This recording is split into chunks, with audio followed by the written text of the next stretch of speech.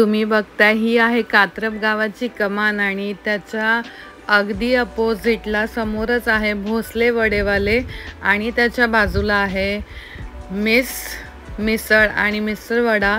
त्या दोघांचा रिव्ह्यू आज मी तुम्हाला देणार आहे। नमस्कार, श्री स्वामी समर्थ। लाईफ विथ रक्षंदाच्या नवीन एका फूड व्लॉगमध्ये तुमच्या सगळ्यांचं स्वागत आहे। आतमधला ॲम्बियन्स म्हणजे सिंपल छोटासाच आहे। 4च मेनू आहेत त्यांचे, मूग भजी प्लेट, बटाटा भजी, पट्टी समोसा आणि वडापाव।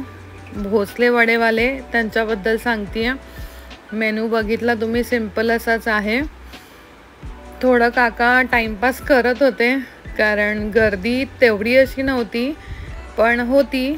आणि त्याच्यानंतर मग मी एक असंच ट्रायलसाठी एक समोसा आणि वडापाव घेतला, तर जस्ट टेस्ट केला। त्यांच्याकडे गोड चटणी, सुकी चटणी असते आणि ठेचा लावून देतात, तर आम्ही घेतला नाही ठेचा लावून कारण आम्ही तिखट खात नाही। आणि वडा ॲक्च्युली वडापाव झणझणीत असा आहे, तिखट आहे। म्हणजे जे तिखट खाणारे आहेत, आम्ही खूप कमी तिखट खातो, राजेश खूप कमी तिखट खातो, तर आमच्याकडे खूप कमी तिखट असतं। तर म्हणजे टेस्ट, चव आहे। वडापाव 18 रुपये आहे।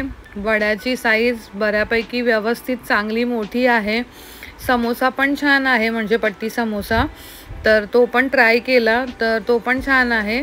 पण काय त्यांचा वडापावचा जास्त खप असल्यामुळे पट्टी समोसा ते काढून ठेवतात, तर जरा थंड खाण्यात तेवढी अशी मजा नाही येत म्हणजे।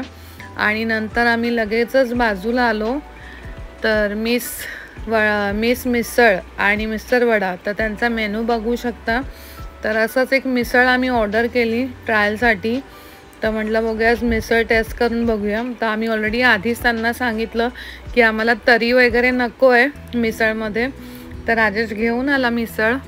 मग त्याच्यानंतर आम्ही ट्राय केली मिसळ आहे, चांगली चव आहे मिसळची, म्हणजे ॲज पर त्यांना आम्ही जसं सांगितलं तर तशी त्यांनी आम्हाला बनवून दिली। म्हणजे अगदी कमी तिखट, म्हणजे तरी नको सांगितली तर तरी नव्हती।